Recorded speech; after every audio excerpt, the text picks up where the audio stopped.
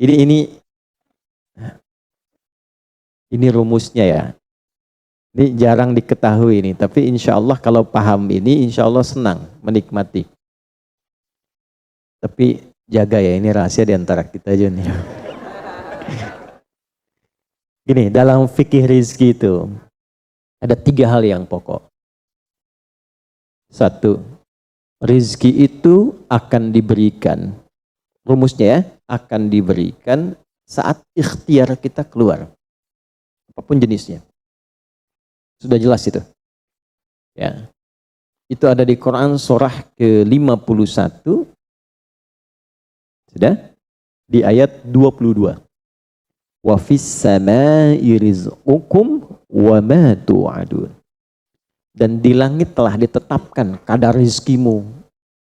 Dan dijanjikan oleh Allah pasti diberikan. Nah, kapan itu diberikan? Ketika ikhtiar kita keluar.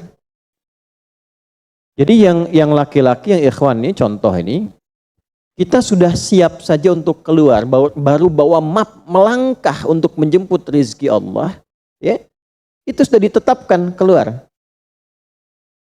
Cuma sampainya kapan kita terima, nanti ada aturan lagi yang mengikat. Ya, sesuai dengan kadar niat nanti. Niatnya apa nih? Apakah mencari rezeki untuk kebutuhan dunia saja? Apakah mencari rezeki untuk mendapatkan ridha Allah? Ya kan? Niatnya bisa berbeda. Nah, berdasarkan niat itu nanti Allah arahkan untuk mendapatkan yang terbaik. Tapi berlaku hukum kedua, ikhtiar Anda itu telah mengeluarkan rezeki dan tidak akan menguranginya. Ya, paham dulu sampai sini dulu ya, pelan-pelan dulu. Nah, handphonenya turun dulu supaya fokusnya nyimaknya maksimal ya, supaya maksimal nyimaknya, tenang. Ini direkamnya bisa diulang nanti kalau supaya maksimal ngelihatnya. Jadi ini yang pertama dulu. Rizki sudah ditetapkan, pasti diberikan. Cara Allah memberikan, kita bergerak, itu rizki ditetapkan turun. Jelas? Nah, diterimanya oleh kita, nanti kembali berdasarkan ikhtiar kita dan niat kita untuk mendapatinya. Innamal a'malu ya, itu dalil hadisnya. Jelas ya, sampai sini dulu. Yang kedua, rizki tidak akan tertukar dan berkurang.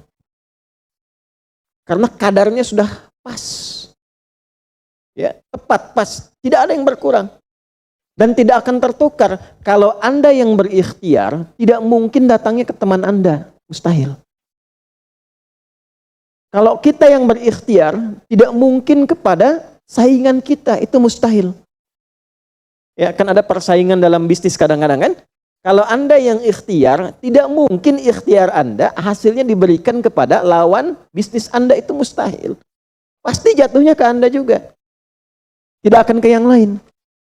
Kecuali dalam satu bab rumah tangga. Ya, usaha ayah kadang diberikan rizkinya mengalir kepada anak, atau usaha anak akan mengalir kemudian dampaknya kepada orang tuanya. Itu sudah rumus. Ya, awas, hati-hati. Jadi kalau Anda ingin mudah berkehidupan ke depan, didik anak dekat dengan Allah. Ketika anak itu jadi baik, keberkahan pada anak itu akan menular kepada kedua orang tuanya. Ya, Bapak Ibu pengen haji, nabung banyak, belum berangkat, sudah antrian panjang. Itu kan? Tapi tiba-tiba ada orang yang tetangga anaknya penghafal Quran 30 juz, dapat hadiah haji, orang tuanya ikut, bapaknya ikut, ibunya ikut, gurunya ikut. Ya, jadi nanti ada 2 ayat di dalam Al-Quran yang menjamin usaha orang tua mengalir ke anak, usaha anak mengalir kepada kedua orang tua. Babnya keluarkan kalau ingin mudah. Nah, yang ketiga, nanti saya urutkan di papan tulis supaya memudahkan itu. Yang ketiga, ini yang paling penting untuk disadari, urut dulu ya. 1, rizki telah ditetapkan untuk diberikan sepanjang kita mau berikhtiar untuk menjemputnya. 2, rizki tidak akan berkurang dan tidak akan tertukar. Baik ya? Jelas sampai sini? Nah, ketiga, ini yang paling penting. Fokus ini dengan baik. rizki akan ditentukan keberkahannya berdasarkan nilai keimanan seorang hamba. Catat ya, rizki akan ditentukan kadar keberkahannya. Saya bicara berkah dulu tuh. Berdasarkan kadar keimanan seorang hamba. Yang ketiga ini kaidah khusus yang membedakan antara beriman dengan belum beriman. Sebab kita bisa bertanya kepada Allah, ya Allah, saya sudah beriman. Ada hambamu belum beriman. Apa yang membedakan iman saya dengan hambamu yang belum beriman terkait dengan persoalan rizki? Maka turun nanti ada ayat tentang rizki yang dikaitkan dengan iman. Sekarang kita praktekkan pelan-pelan. Ada rizki. Ada yang namanya rizki? Ada ya. Nah ini ya. Ini bab tentang Anda nih.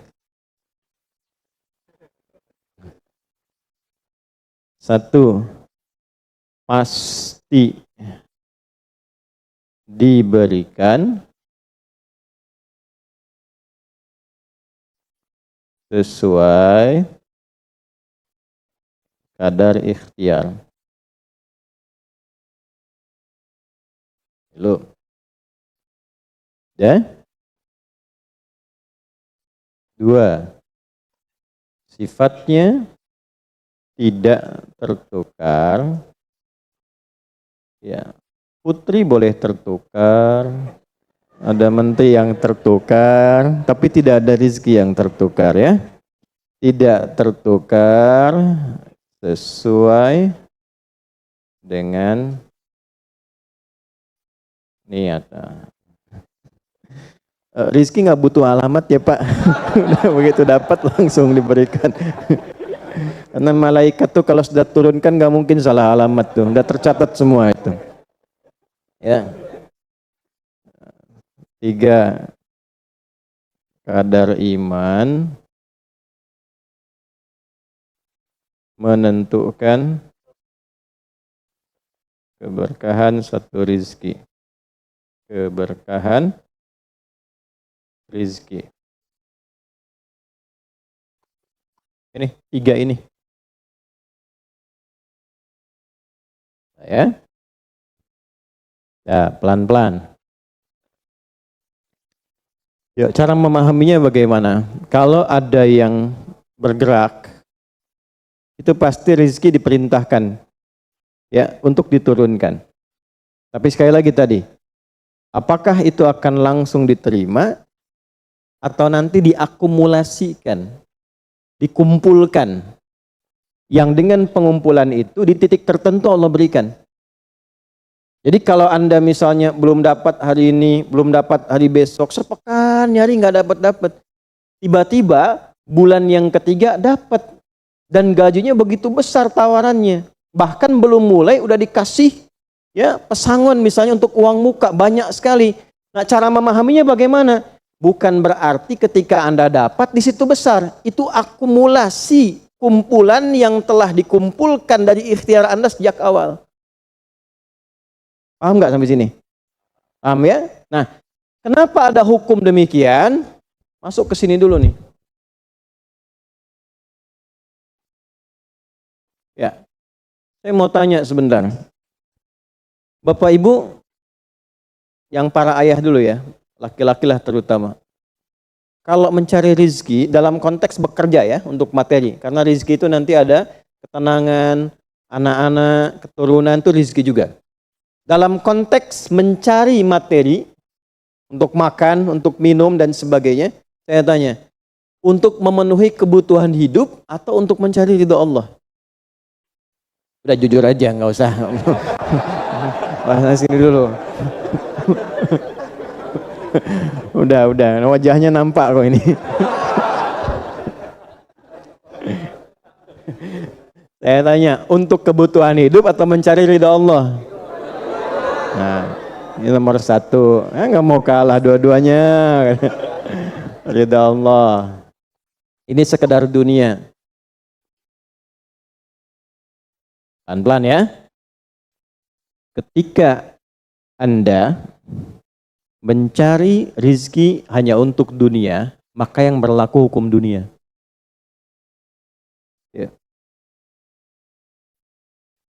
Semakin Anda bekerja keras, semakin Anda dapat. Semakin Anda kreatif, semakin mudah dapat. Ya, semakin pintar, semakin mudah dapatnya. Di sini tidak berlaku masalah iman. Karena semua sama, Allah tetapkan hukum dunia. Siapa yang bekerja keras, siapa yang mau kreatif, siapa yang punya inovasi, siapa yang makin pintar, mudah dia mendapatkan dunia. Ada ilmu menambah, dunia dapat. Man arada dunya, kata Imam Syafi'i, fa'alaihi bil ilmi. Siapa yang ingin menguasai dunia, dengan ilmu bisa dapat. Ini. Jadi ada ilmu kreativitas, ada serius, sungguh-sungguh. Kerja yang serius, sungguh-sungguh. Itu kan? Di Tiongkok itu, kalau datang ke satu tempat, ketukin tiap pintu, nawarin barang.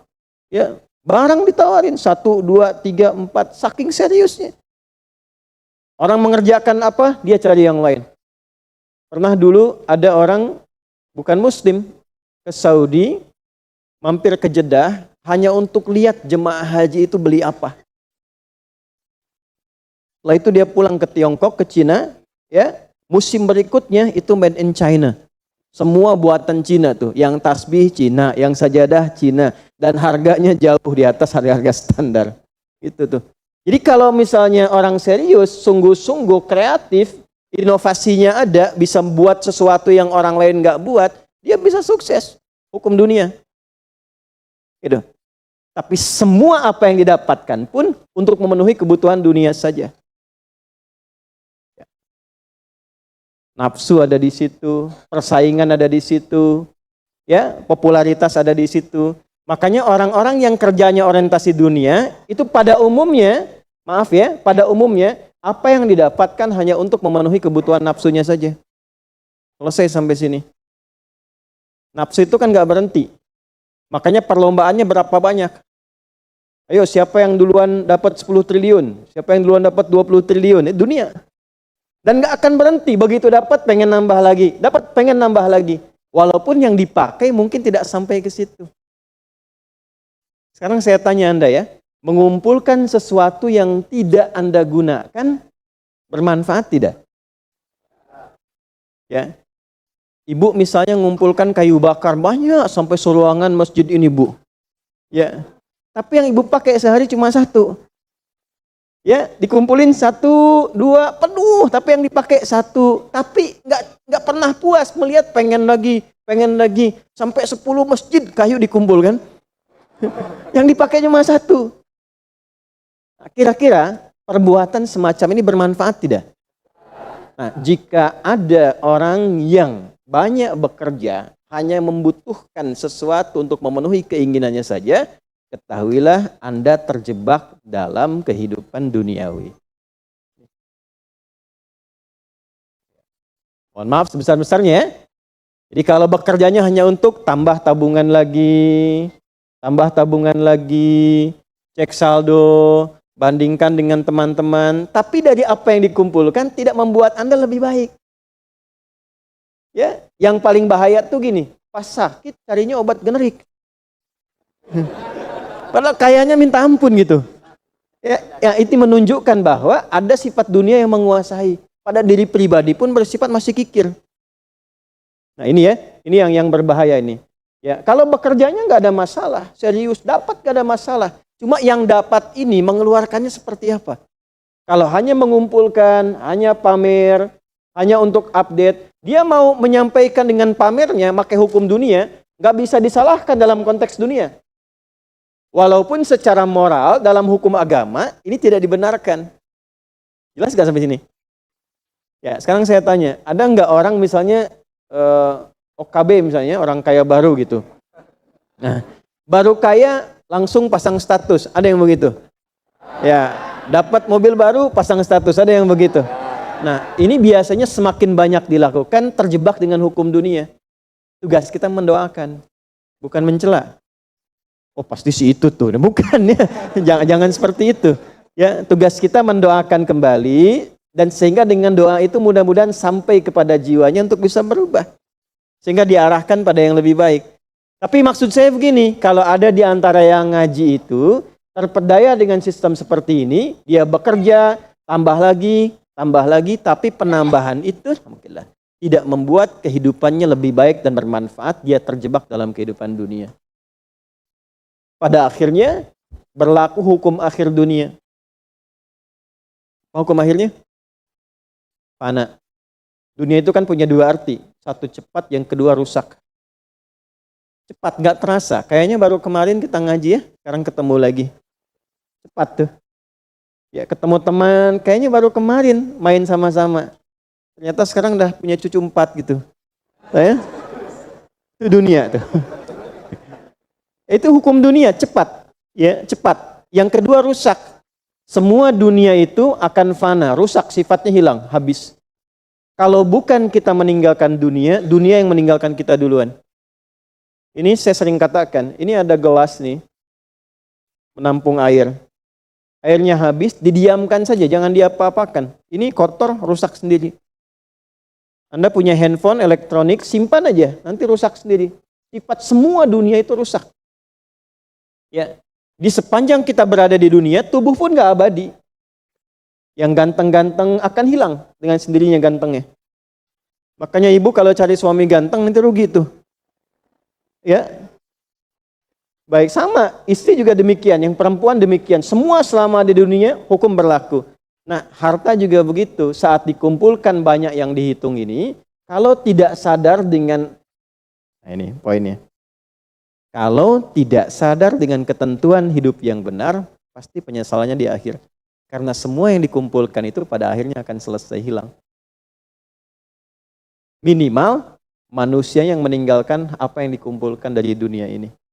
Terkumpul 100 triliun, hartanya kumpul, manusianya kan meninggal juga. Ya kan? Selesai ya?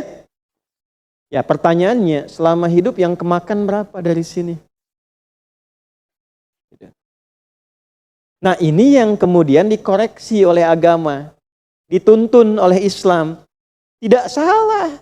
Kalau bisa jangan 100 triliun, nanggung 1000 triliun, 2000 triliun, 3000 triliun. Kayak Abdurrahman bin Auf tuh, sampai 14.000 triliun.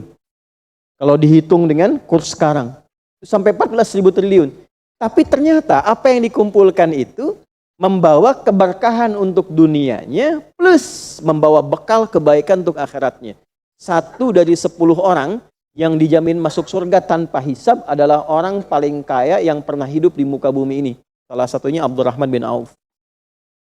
Hartanya kurang lebih sampai 14.000 triliun. Tapi bisa menggunakannya.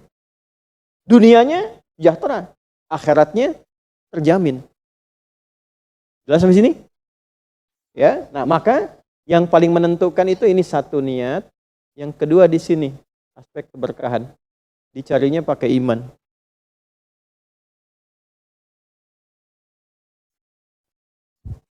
Maka niatkan yang pertama, upayakan setiap pencarian itu gunakan fungsi imannya untuk mencari ridha Allah. Maka ayatnya akan pindah ke ayat 172. Ya ayyuhalladzina amanu kulu min thayyibati ma razaqnakum. Hei orang-orang yang beriman, pakai imanmu untuk mencari kebutuhan hidupmu.